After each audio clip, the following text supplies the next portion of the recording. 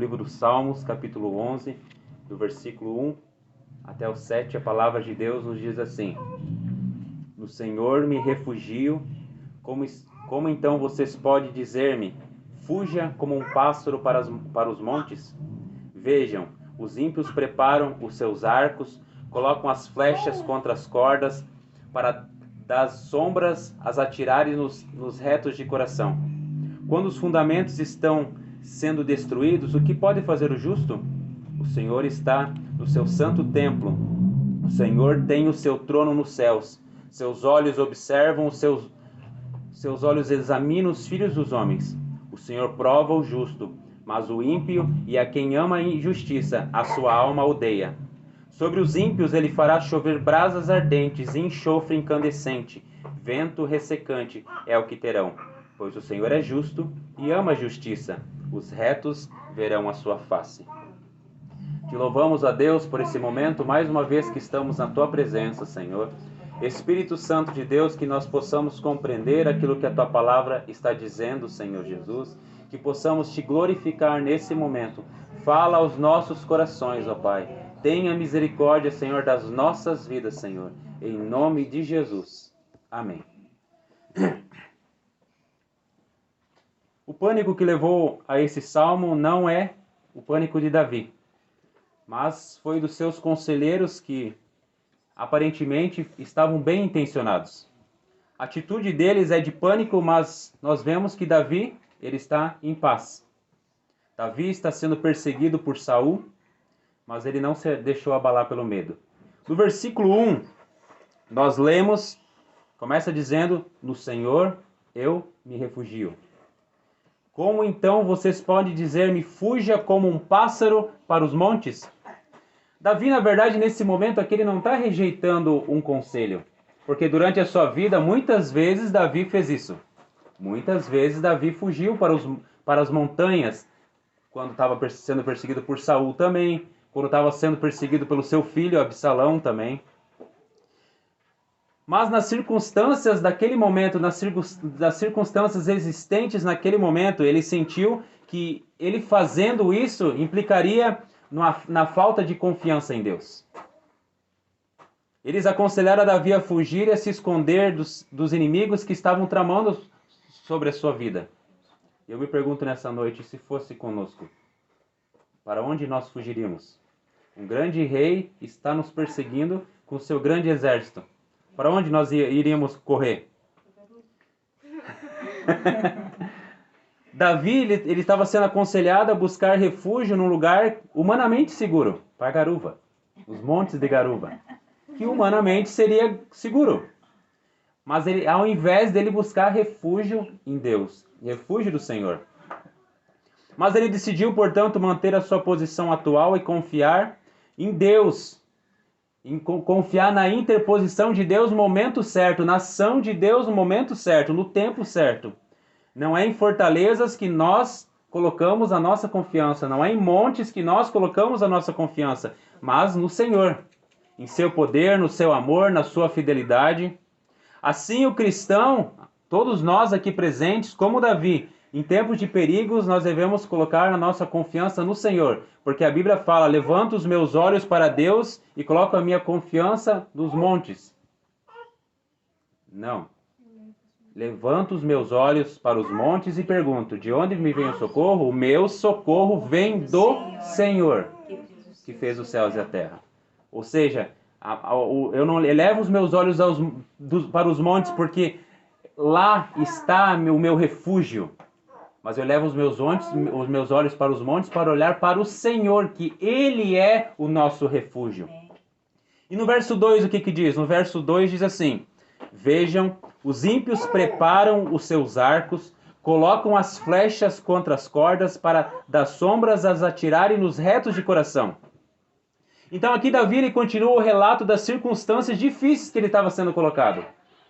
Como eu falei, ele estava sendo caçado por um rei. E seu objetivo não é apenas colocar diante de nós os perigos com os quais ele estava cercado, mas nos mostrar que ele estava exposto à morte também. Ele diz, portanto, que onde quer que ele pudesse se esconder, era impossível escapar do seu inimigo. uma hora ou outra, o seu inimigo iria encontrá-lo. Não é verdade?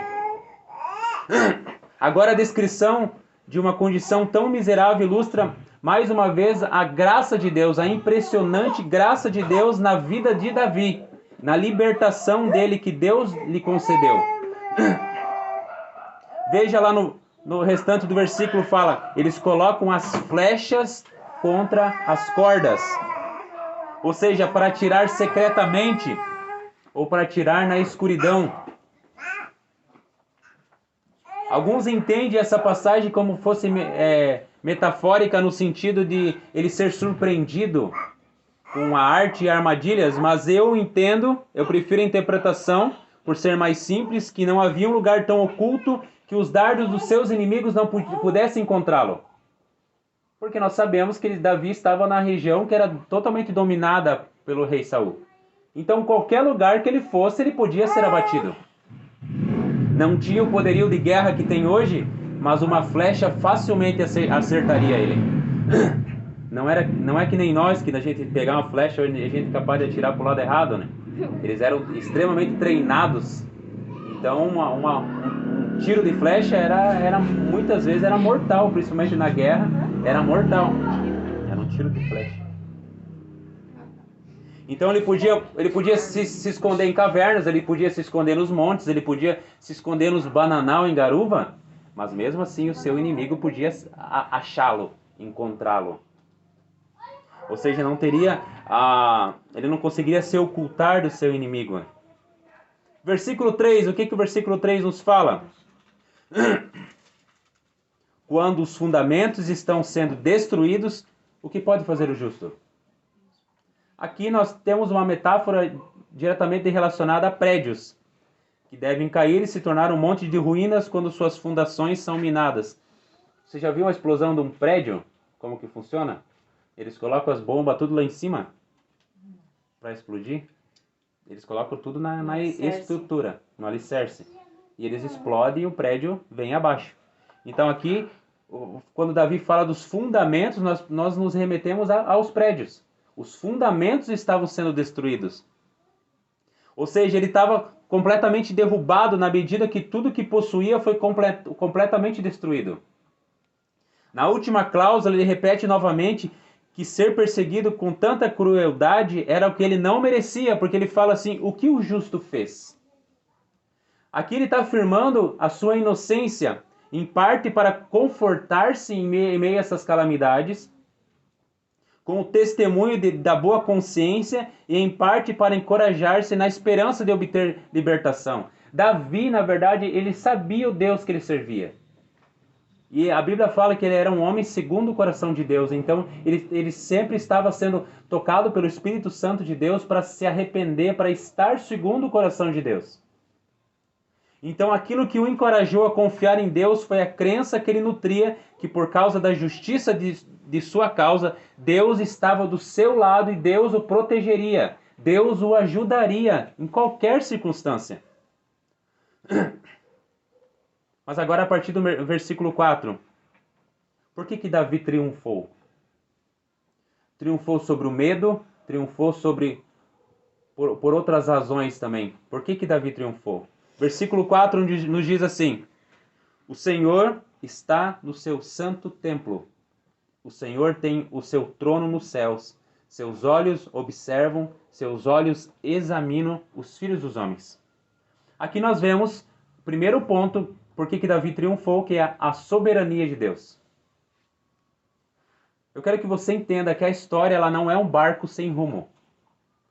Muitas vezes a maioria dos homens reconhece que Deus governa o universo, Deus governa todas as coisas, mas quando ocorre qualquer coisa, uma tragédia, uma guerra, uma doença, como já passamos recentemente, poucos retêm em suas mentes a firme convicção dessa verdade, que Deus controla todas as coisas. Alguns acham que Deus controla algumas coisas, mas a Bíblia nos mostra, a palavra de Deus nos mostra que Deus é totalmente soberano sobre todas as coisas. Ou seja, ele é um ser supremo, único, independente, que controla toda a realidade visível e invisível de acordo com a sua livre vontade de maneira absoluta. Como está escrito lá no Salmo 135, versículo 6, que diz assim: tudo quanto aprouve ao Senhor ele o fez, nos céus e na terra, no mar e em todos os abismos. Nós vemos pelas circunstâncias de toda a história bíblica. Tudo que Deus aprouve, aconteceu. Tudo que o Senhor decretou, aconteceu. O fato de nós estarmos aqui nessa noite é da vontade de Deus. Nós podemos fazer, a Bíblia fala que nós podemos fazer muitos planos, mas a resposta certa vem do Senhor. Eu posso fazer planos de amanhã chegar às 8 horas no meu trabalho, depois levar minha esposa no trabalho, buscar os meus filhos na escola, mas isso vai depender de Deus, totalmente de Deus. Só Deus sabe o que vai acontecer amanhã. Por quê? Porque Deus está no controle de todas as coisas. Ele conhece nossos inimigos, Ele conhece as estratégias dos nossos inimigos, Ele nos guarda e Ele nos dá a vitória. O mal nunca vai triunfar. Muitas vezes a gente olha para as circunstâncias e a gente fala, mas as pessoas ruins estão prosperando. Mas eu quero que você entenda que elas não vão triunfar. Mesmo que nas circunstâncias a gente ache que os ímpios vão prevalecer. A Bíblia nos mostra que os ímpios não vão prevalecer. E Davi, ele viu aqui o trono inabalável de Deus acima da sua cabeça. Ele sabia que Deus era soberano sobre todas as coisas, que Deus tinha o controle de todas as coisas, que a vida dele estava nas mãos de Deus. A terra pode sempre estar em crise, mas o céu não está. Não existe crise para o nosso Deus. Deus é totalmente soberano sobre todas as coisas. O mundo pode estar transformado, mas não o trono de Deus. Tem uma frase, tem um texto pequeno de Charles Spurgeon que fala assim: não existe atributo de Deus que ofereça mais conforto aos seus filhos do que a doutrina da soberania divina. Nas circunstâncias mais adversas, nas mais severas inquietações, eles creem que a soberania ordenou as suas aflições. Acreditam que ela as governa e os santificará completamente. Não existe outra coisa pelo qual os filhos de Deus devam mais ardentemente contender do que assunto referente ao domínio do seu mestre sobre toda a criação, a majestade de Deus sobre todas as obras de suas próprias mãos, e pelo assunto referente ao trono de Deus e ao seu direito de assentar-se sobre esse trono. Por outro lado, não há doutrina mais odiada pelos mundanos, nem uma verdade com a qual eles mais brincam do que a grande e estupenda, mas todavia muito certa, doutrina da soberania do infinito Jeová. Porque se você fala para o ser humano normal que eu falo, a pessoa que não crê e não foi salva pelo Senhor ainda, que Deus controla todas as coisas, não é bem assim. Ele vai dizer assim que o destino está nas minhas mãos. Eu faço aquilo que eu quero, eu tomo as minhas decisões. Se eu tivesse feito isso diferente, a minha vida teria sido diferente. As pessoas colocam muitas vezes o seu destino em suas mãos. Mas o destino do mundo não está nas nossas mãos. E isso é graças a Deus. Porque se tivesse nas minhas mãos, esse mundo seria bem pior. Eu não estaria aqui mais. Mas pela graça de Deus que nós estamos aqui. É pela graça de Deus, porque muitas vezes a gente diz, não, as minhas decisões que fizeram com que eu estivesse aqui.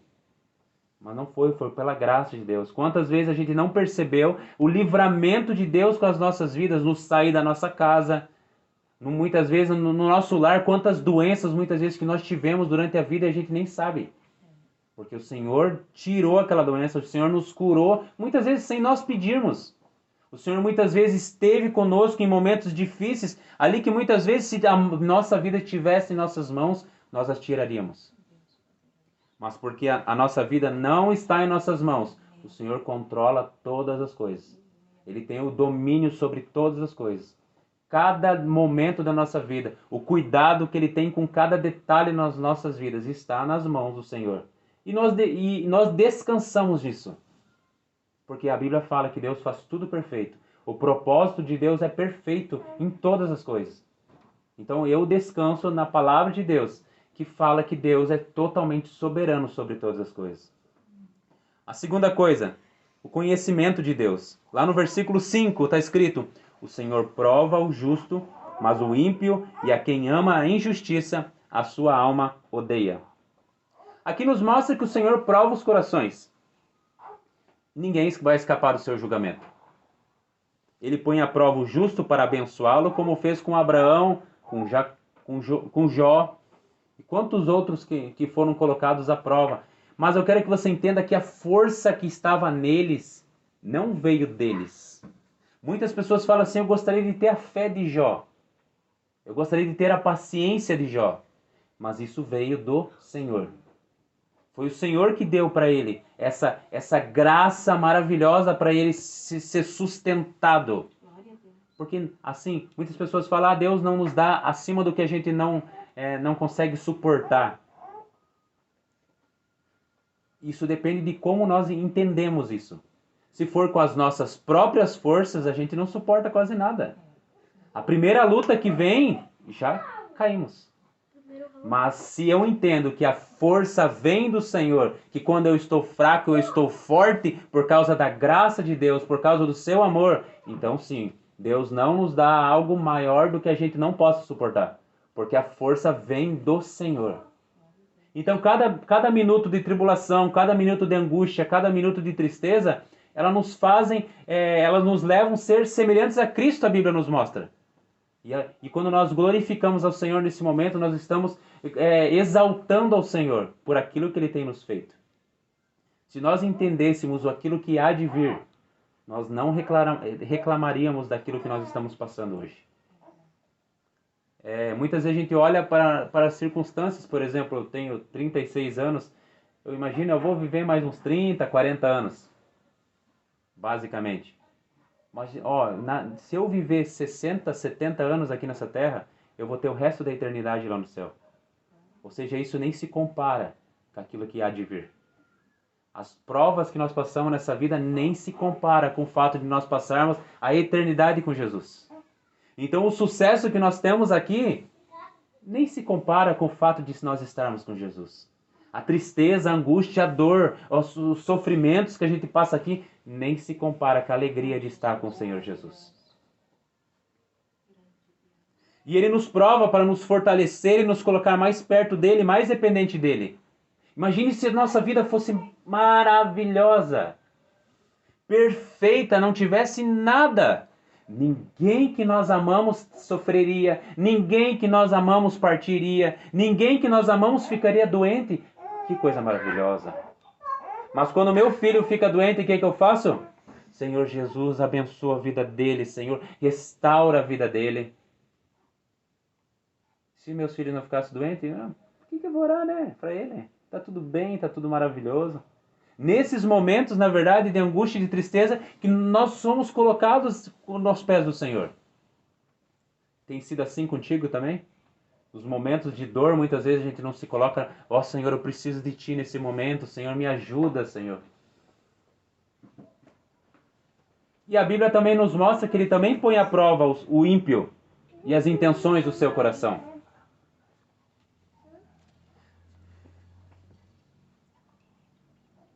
Salmos, capítulo 5, versículo 4 ao 6, fala assim: Tu não é um Deus que tenha prazer na injustiça, contigo o mal não pode habitar.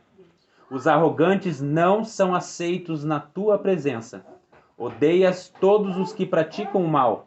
Destrói os mentirosos, os assassinos e os traiçoeiros, o Senhor detesta. Nossa, muito forte esse versículo, né? Tem muitas pessoas que dizem que Deus não odeia.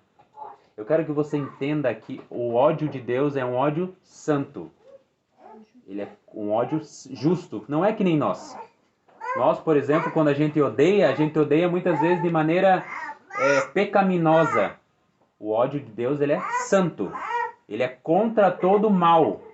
Se eu amo, por exemplo, crianças, eu vou odiar o aborto. Eu quero que você compreenda nesse sentido. Se eu amo a santidade, eu vou odiar aquele que pratica a não santidade, aquele que pratica o pecado. Então, se Deus ama aquilo que é justo, ele vai odiar aquele que pratica a injustiça.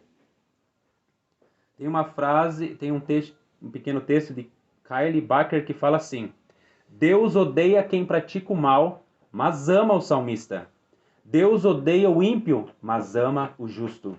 Deus odeia Esaú, mas ama Jacó. Mas qual que é a diferença? Como um pode ser ímpio e o outro ser justo?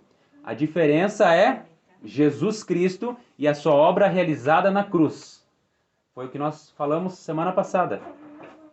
Por causa do sangue de Cristo vertido, os eleitos de Deus são declarados justos. A diferença não é a questão de quem peca e de quem não o faz. Porque não há diferença, porque todos pecaram e destituídos estão da glória de Deus. A diferença é Jesus Cristo, e é apenas Ele. Então, por que nós somos amados por Deus? Por causa de Cristo. Por causa daquilo que Cristo fez na cruz do Calvário. 3. Versículo 6. O que o versículo 6 diz? Alguém pode ler? Salmo 11, versículo 6. Sobre os ímpios ele fará chover brasas ardentes e enxofre incandescente. Ventos ressecantes é o que terão. Então aqui nesse momento ele nos remete a que aconteceu lá com Sodoma e Gomorra, que fala sobre o juízo de Deus. Sodoma e Gomorra choveu brasas ardentes e enxofre incandescente sobre aquele local. E agora Davi, em última instância, estabelece como uma certa verdade que, embora Deus por um tempo possa ficar quieto e adiar seus julgamentos, ainda assim a hora da vingança certamente chegará. A Bíblia fala que a vingança pertence ao Senhor. Deus não deixará impune aquele que faz coisa errada. Foi o que nós falamos semana passada. Por que Jesus teve que morrer na cruz do Calvário? Porque Deus não deixa nenhum pecador impune. Então todos aqueles por quem Jesus morreu na cruz, Jesus pagou o preço lá na cruz do Calvário. E agora não há mais condenação para aqueles que estão em Cristo. Mas os ímpios podem escapar do juízo dos homens, mas eles não vão escapar do juízo de Deus. Eles serão banidos para sempre da face de Deus, como a Bíblia fala, em fogo eterno.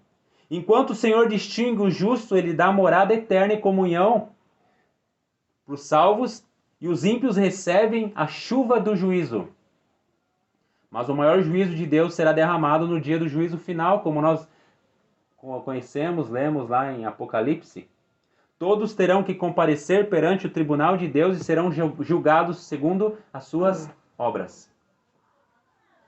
2 Coríntios 5,10 fala: pois todos nós devemos comparecer perante o tribunal de Cristo, para que cada um receba de acordo com as suas obras praticadas por meio do corpo, quer sejam boas, quer sejam más. No dia do juízo, Deus vai tratar com justiça e não com misericórdia. Ele vingará a misericórdia da qual o homem desdenhou. Quantas vezes os homens têm desdenhado a justiça de Deus? Desdenhado o amor de Deus? Você chega para a pessoa e fala assim, você conhece Jesus, a graça, o evangelho do Senhor? Não quero saber disso. Daí a pessoa diz, não, eu sou ateu, não acredito nisso. Imagine você fazer um propósito perfeito, um mundo perfeito, um eterno, as coisas todas de forma justa e perfeita. E alguém diz assim, eu não acredito que você fez isso. Assim que o ateu trata Deus. Ele zomba de Deus através do seu coração mau. Ele faz a si mesmo como Deus. Eu controlo a minha vida. Eu faço as coisas. As coisas acontecem por causa de mim. Se eu trabalhar, as coisas vão acontecer. Se eu fizer, as coisas vão acontecer. E Deus? Para mim, Deus não existe. Tem um filme até que fala lá que Deus está morto. Para mim, não, mas para mim, Deus está morto. Para o ateu, Deus não existe. Deus está morto. Ele é o seu próprio Deus. E no dia do juízo final, eles vão ser tratados também com justiça. Porque eles zombaram de Deus, zombaram da misericórdia de Deus, zombaram do amor de Deus, zombaram da sua graça, rejeitaram a Jesus. Versículo 7. Alguém pode ler? Pois o Senhor é justo e ama a justiça. Os retos verão a sua face. Alguém tem outra tradução? 11, 7.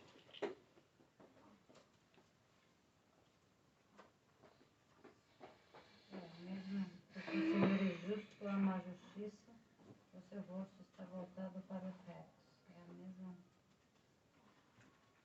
Aqui agora vamos falar sobre a recompensa de Deus. Então,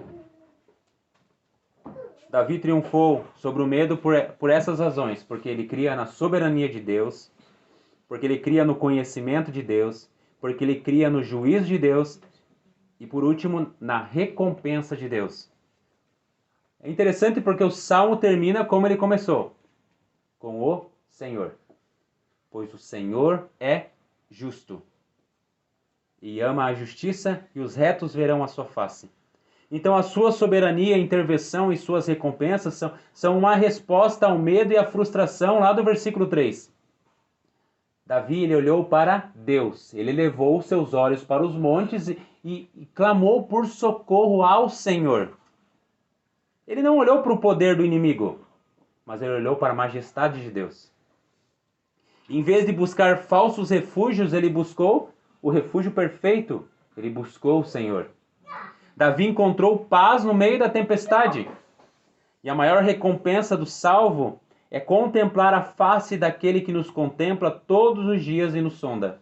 Não tenha medo das circunstâncias ao redor. Nós temos que todos os dias vislumbrar a salvação da parte de Deus em nossas vidas. Todos os dias é renovada a graça de Deus em nossas vidas. É como o maná no deserto. Todos os dias é renovado nas nossas vidas e no nosso coração. Então os fundamentos são aquilo que sustenta o edifício, aquilo que dá base para a construção. E em sua vida, qual tem sido os fundamentos? No que você tem posto a sua fé, no que você tem acreditado, no que você tem crido? Você crê na soberania completa de Deus, na soberania total de Deus no mundo, na sua vida, na sua família? Você crê que Deus tem um propósito perfeito e eterno em todas as coisas? Você crê que Deus conhece todas as coisas, inclusive as mais ocultas? Aquelas que as pessoas escondem, nunca ninguém jamais saberá? Você crê que Deus conhece todas as coisas? Você crê que Deus é justo e fará justiça? Ele fará juízo com justiça? Você crê que Deus é imutável e cumprirá suas promessas? Porque se Deus não fosse imutável, se o Deus que você crê não é imutável, então ele pode mudar amanhã.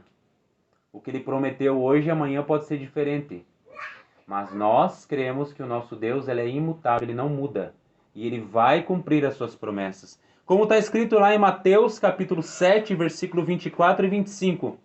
Todo aquele, pois, que ouve essas minhas palavras e as pratica, será comparado a um homem prudente que edificou a sua casa sobre a rocha. Caiu a chuva, transbordaram os rios, sopraram os ventos e deram com ímpeto contra aquela casa, que não caiu, porque fora edificada sobre a rocha. Louvado seja o nome do Senhor. Eu te convido a ficar de pé na presença de Deus nesse momento.